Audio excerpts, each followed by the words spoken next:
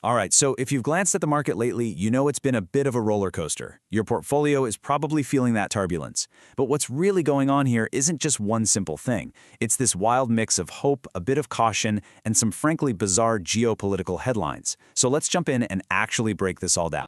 First things first, let's talk about the good news, the thing that really got the markets buzzing. We're seeing some positive signals coming out of the US, specifically about a potential tariff rollback for India. And yeah, this is a pretty big deal. So, where is all this optimism coming from? Well, it's a pretty strong signal straight from Washington. A key official has basically come out and said, hey, there might be a way to slash that 25% tariff on India. Now, you know as well as I do, that's the exact kind of headline that makes investors sit up and pay attention. But why now? What's the thinking behind this possible change? The logic is actually pretty straightforward. It's like a simple three-act play. First, the US slaps on this tariff to get India to back off from buying Russian oil. Step two, well, according to a top US official, it worked. Apparently, India's oil purchases from Russia they've collapsed. And that leads us right to step three. The US achieved its goals, so now they're hinting that maybe, just maybe, they don't need the tariff anymore. Okay, so that all sounds fantastic, right? A clear strategy, a positive result, problem solved. But hang on a second. Before we all start celebrating, we really need to pump the brakes a little. You see, this isn't exactly the first time we've heard this tune.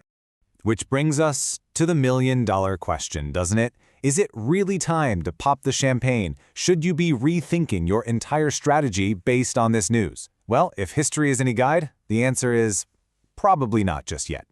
And this right here is exactly why we need to be careful. I mean, look at this. We've literally been down this road before. Just a few months back, there was all this talk about a huge tariff cut, from 50% all the way down to 15%. And what happened? Nothing. Zip. Nada. The whole thing just vanished. It's a huge reminder that talk is cheap. A positive signal is great, but it's not policy. For the market, the only thing that really counts is when the ink is dry. Okay, so now let's pull the camera back a bit and let's look at the bigger picture. Because this whole tariff story, whether you're optimistic or not, is not happening in a nice, neat little bubble. The market is getting yanked around by something much bigger and honestly a whole lot messier, and that's rising global tension. The thing you have to understand is that today's markets are just incredibly twitchy when it comes to geopolitics.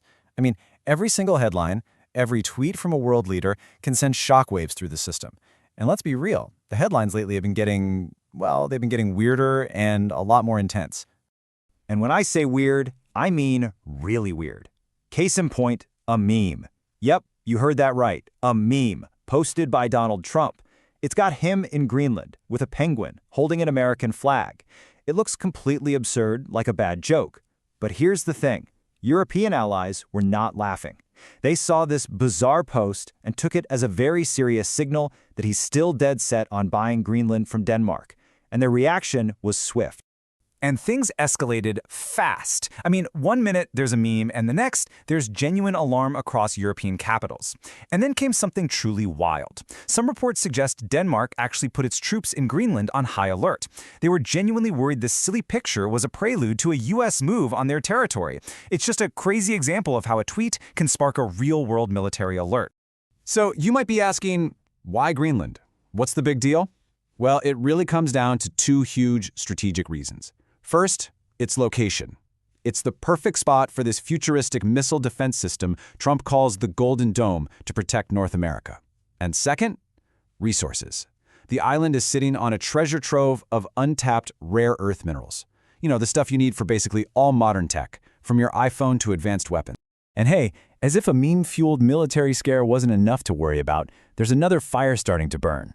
We're now seeing satellite images of a huge US naval force, people are calling it an armada, steaming towards the Middle East. And that, as you can imagine, has put the entire region on high alert and brought back all those old fears about a potential conflict with Iran. So, let's just recap. On one hand, you've got this little glimmer of hope about tariffs.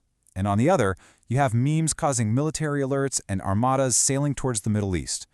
So, what in the world are you, as an investor, supposed to do with all this chaos? Let's try to connect the dots.